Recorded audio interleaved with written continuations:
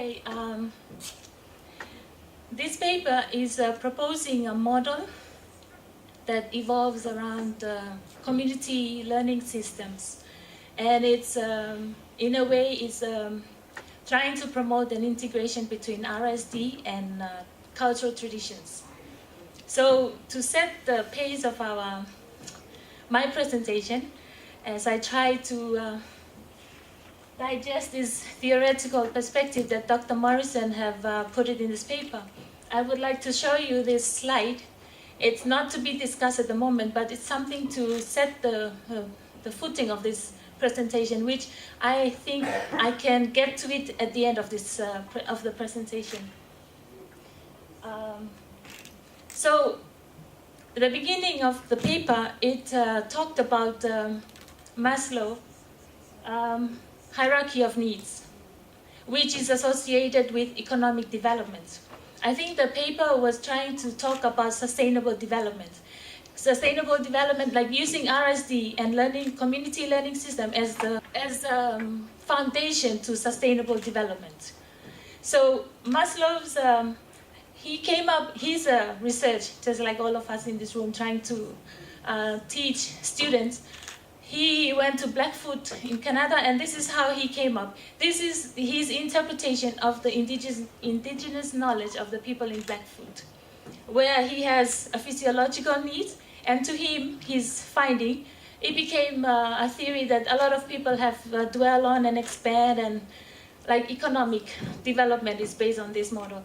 And they think that you have to go each level until you reach the top, where the trickle down or the trickle up effects occur, which is something for economists to boast about, that you have to have this in order for you to be affluent, for you to have the basic standard of living that everyone is trying to achieve. That's why we go to university. The next, this is a review. This presentation is a lot about models. This is a review of Maslow's model, where people, if you look at the previous slide, Maslow have the physiological needs at the bottom, and at the top is the self-actualization, which is like spirituality. And then the people who review this model, they find out that he misinterprets what he finds at the Blackfoot community. So that's where research went wrong. His analytic skill was not so good, so he misinterpreted the indigenous knowledge of the people of Blackfoot. So if you see the model, it's the other way around.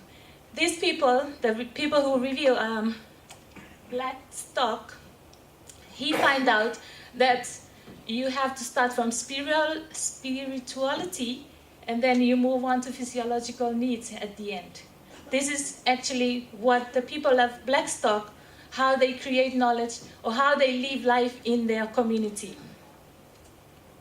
And then I'm trying to give the basis of this model by looking at the different theories or literatures that are available according to Morrison, Dr. Keith Morrison. So here is Raworth. He because of the misinterpretation of Maslow's research on the Blackstock people, Blackwood people, it allows other people to think it provides a framework for traditions or for cultural knowledge to come into being, in terms of research or in terms of academic. So Raworth, he realized that economic development should be separated from Maslow's hierarchical needs. Sorry, I got this step when he lifted up that 10 minutes card. So he said that according to Raworth, well-being is equal to development.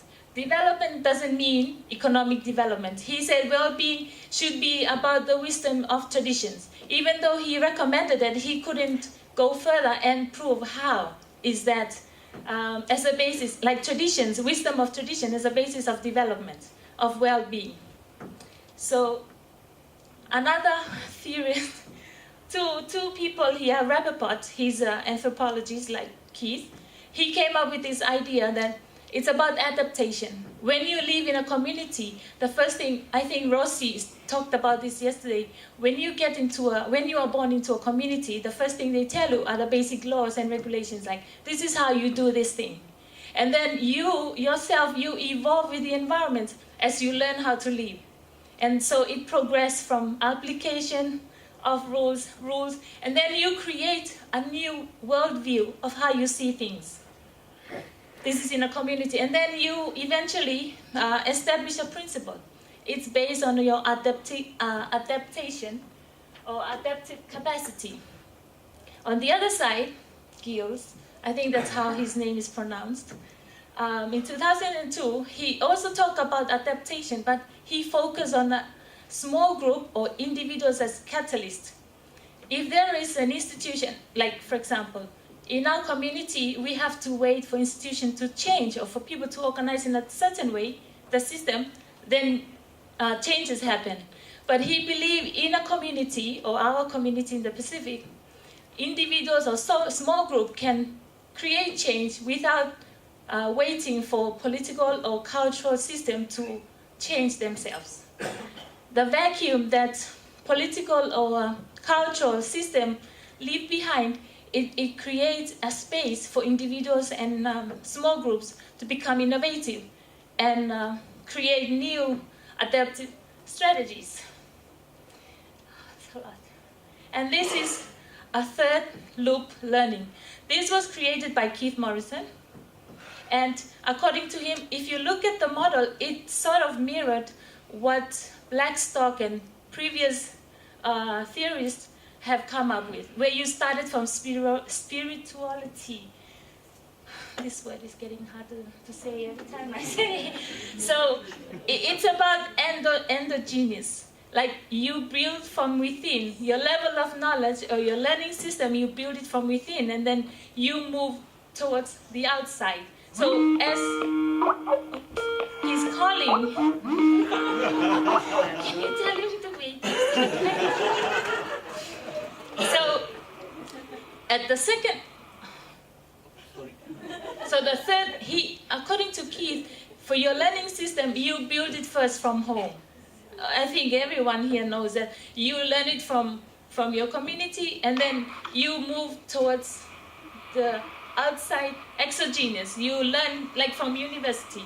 So that's his proposal, the model of learning in a community, or sort of like the basis of his model that he's trying to propose to be integrated into the RSD. It's a justification of why community learning system should be integrated into RSD from the 3 different loops of learning, which he emphasized on the third loop as the most important. Then you go down to the first loop, which is exogenous governance, which is about institutions, universities, and things outside of your community. Okay, that's more about that third loop. You can read it later because I think I'm running out of time. So the model. The model is based on tradition, and if you go through the different theories that I was talking about, or he put it in his paper, most of them I didn't reflect it because I couldn't get the diagram, and I thought it's more, I actually changed his presentation to suit my way of thinking. So it started off from Maslow, and because of his misinterpretation, it allows traditional knowledge or indigenous knowledge to get footing in the academic world, or in realization of indigenous knowledge. And he said, according to Jackson and Ravel, they think economic is not development. It doesn't equate to well-being. There should be something else. So they came up with the idea of wisdom of traditions. Bossel, he emphasized on to be sustained, development has to be a living system. Max Sniff, they emphasize on the matrix of needs. According to them, in a community, because we are limited and because when you live in a community, how you live your life, you're actually researching. You're actually researching. So when you learn, can I look at my... Matrix. So when you learn how to live life, it becomes a necessity for you to focus on one need that satisfies more, focus on one thing that satisfies multiple needs, so that you don't overuse or overexploit your efforts. Because if you live in a community, the wrong actions you do affect the livelihood of your family. So you're very precise in how you choose what actions to do. So you're researching every day. When you find the right way to do things, okay, this is it. So your researching skill become more precise and more necessity to what you need each day. You can't do something for each need. You have to find a solution that covers multiples of needs. That's what Max Neef et al. Recommended. And then Rappaport, which I talked about a while ago, it's a system that maintains culture. You evolve, yourself, you're evolving, but there's some part of you inside you that maintain your language, your relationship. It doesn't evolve over time. And then guilds, it's about individuals. They are catalysts.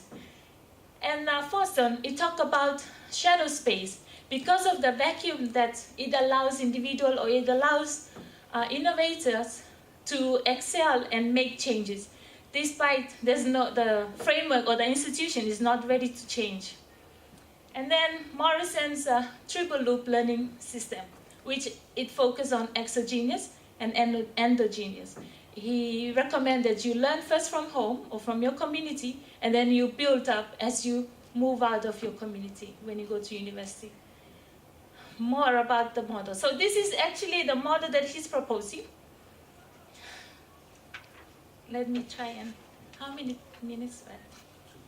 Oops. So it's focused on community learning. The first learning loop, well, the third learning loop, and this is like the attribute or the processes that you need to go through to implement this model. And the thing that he emphasizes that maladaptation, this is practically for adaptation for climate change, because he feels that climate change is a problem that's pertinent to, that Pacific Islands are facing, and we heard from yesterday that we need to solve the problems of our region. So climate change adaptation, to him, if this model is integrated into RSD, it will build resilience in our young or future generations to be able to make decisions and reduce the exposure to climate change. More about, so can I just follow my, this is about utilizing the model for climate change. According to him, it's sensitive to well-being. The future or the characteristics he talked about, the cultural traditions, it allows you to be more adaptive in your capacity to deal with the climate change each day. And if these characteristics are integrated into our research skills, it will enable us to more adaptable to climate change impacts. And he talks about the role of university. He said, let me get this right. He said, university, they are flexible, they are more focused in their research, they emphasize on the value of being critical, and they're flexible, I've said so, and it helps fixed thinking, avoid fixed thinking. So if the two nature of the two framework are put together, it will allow more, it will give more strength to Pacific Islanders to be able to go through life with climate change at the doorstep. So this is a more elaboration of what needs to be done, or he's recommending how to go about doing this, what it means for RSD in don't criticize me, this is not mine, this is Keith Morrison's.